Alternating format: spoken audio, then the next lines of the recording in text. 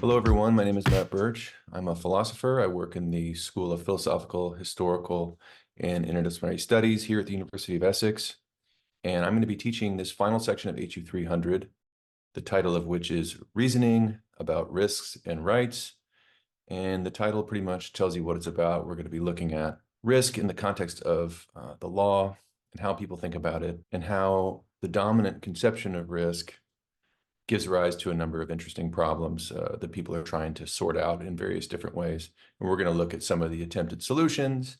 And we're also, in the final session, going to look at a kind of alternative approach to thinking about risk and to see how it fares in dealing with these various paradoxes that come up in the law when people try to think about risk. The module outline is here.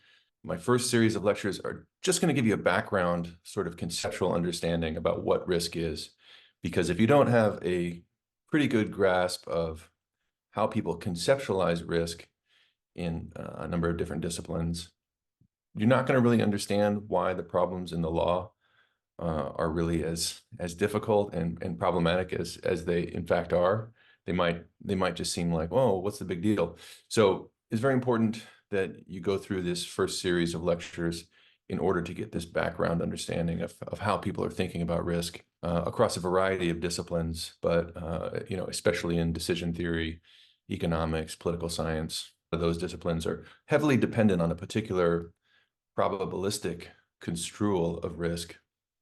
In fact, they think that that's just what risk is, and if you're not talking about risk that way, then you're not talking about risk. And so we're going to talk about some of the benefits of thinking that way, of thinking of risk in those terms, but also some of the potential pitfalls and paradoxes that arise out of thinking about risk that way. So again, today, I'm just going to be giving you a kind of conceptual background that will help you think about the problems that arise in the law in the coming weeks. So in the second session, we will meet in person and we will talk about naked statistics and burdens of proof. Then we'll move on to talking about risk-based interventions, especially mental health law, and how they seem to constitute a form of discrimination, or at least arguably they constitute a form of discrimination. Then we'll talk about whether or not people have a right against being risked and what that might mean. And then in the final session, we'll sort of take a look at the same problems in the law, but from the point of view of a different concept of risk. So again, that's the idea, is that we have this really influential conception of risk, but if we think of risk that way, it gives rise to certain paradoxes in the law. But maybe there is an alternative concept of risk that we can draw on that would help us think more clearly about those paradoxes and problems. Or maybe not, maybe we just need to completely overhaul the way we think about risk in these different legal contexts. That's what we're going to be talking about. So today, in these lectures, I want to introduce two conceptions of risk.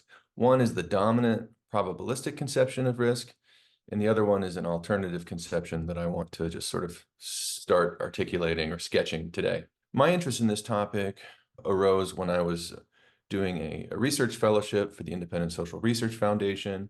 I had a project called The Theory of Risk and the Practice of Care, and that project was associated with the Essex Autonomy Project.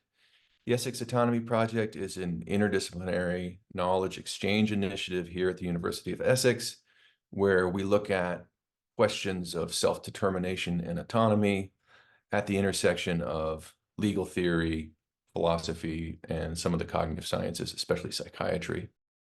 And so the thing that I was interested in my project was this kind of apparent gap between theory and practice when it comes to how we conceptualize risk and then how we deal with risk in the real world, and especially in legal contexts. In practice, the law seems to require that we can predict serious risks. And so if you look at the way the law works, and we'll look in a minute at some of the language at a number of different legal documents, it seems like people are expected to be able to predict certain serious risks, certain negative outcomes that might befall people.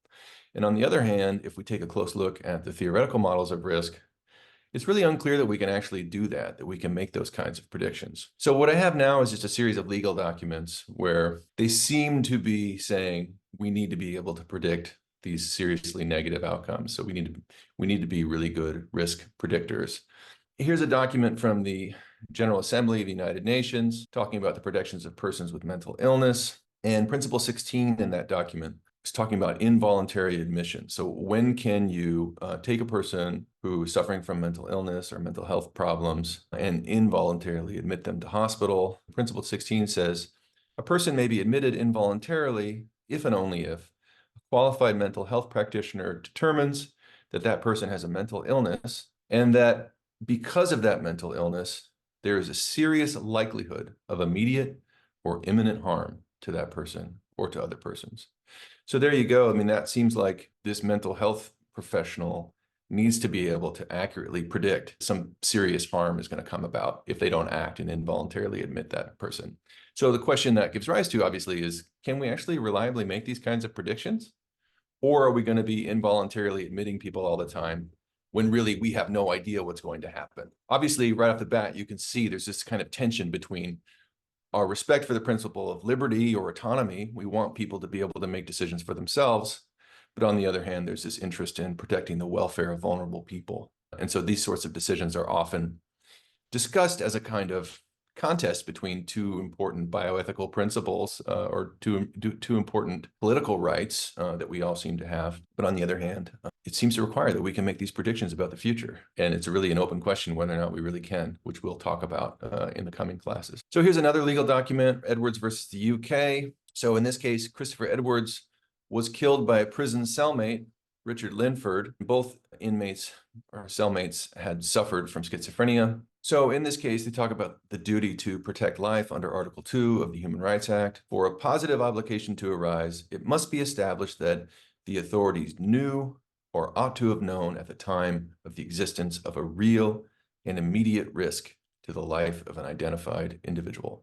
So here's another case where the law seems to require that we can make these sorts of predictions. And once more, it's an open question whether or not we can.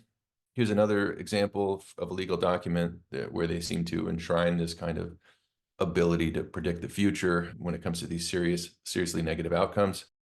So this is the Mental Capacity Act of 2005.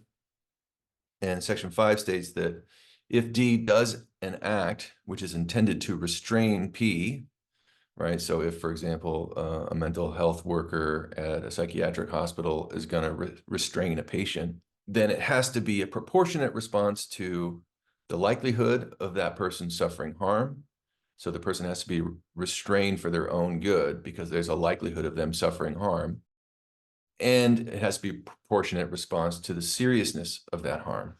So again, here's a legal document that seems to require that we be able to predict what's going to happen to people if we don't act to intervene. Here's an amendment to the Mental Health Act, which states that if it is necessary to use force against the patient in order to give treatment, it must be a proportionate response to the likelihood of the patient suffering harm and the seriousness of that harm. So again, we have to be able to predict the future in order to make these sorts of judgments.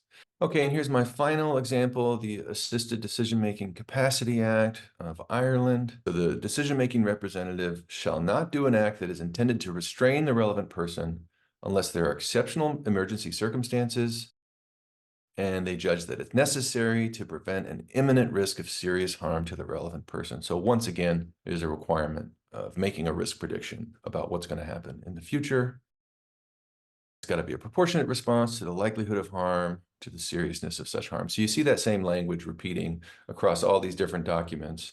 And essentially, judgments about risk are being used to intervene in other people's lives and to deprive them of their liberty.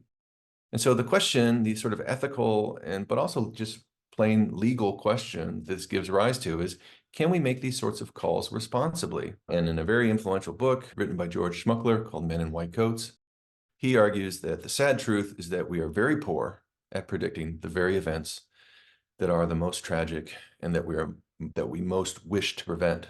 So Schmuckler argues all these legal documents require that we make these sort of risk predictions, but in practice, we can't, because the concept of risk that we use doesn't really allow us to make these sorts of predictions. I just wanted to start by giving you this kind of broader frame for thinking about the topic of the module. There seems to be this kind of gap between the law, right, which seems to require us to predict certain serious risks, and then these theoretical considerations that suggest that it's unclear that we can actually make these sorts of predictions. And so the question becomes, I think, whether we should think about risk in terms of prediction or maybe on some other model. but we'll save that question for the coming weeks. In the remainder of these lectures for today, I'm going to talk about two different conceptions of risk. One is the objective conception of risk that sort of thinks of risk as something out there that's measurable in the world. And then a phenomenological conception of risk, which I'm proposing as a kind of alternative way of thinking about risk and dealing with these questions in the law. But right now, I want to encourage you to take a break and take some time to think about what I've said in this portion of the lecture. Maybe jot down some notes and some questions that you might have, and hopefully bring them to class in the next meeting.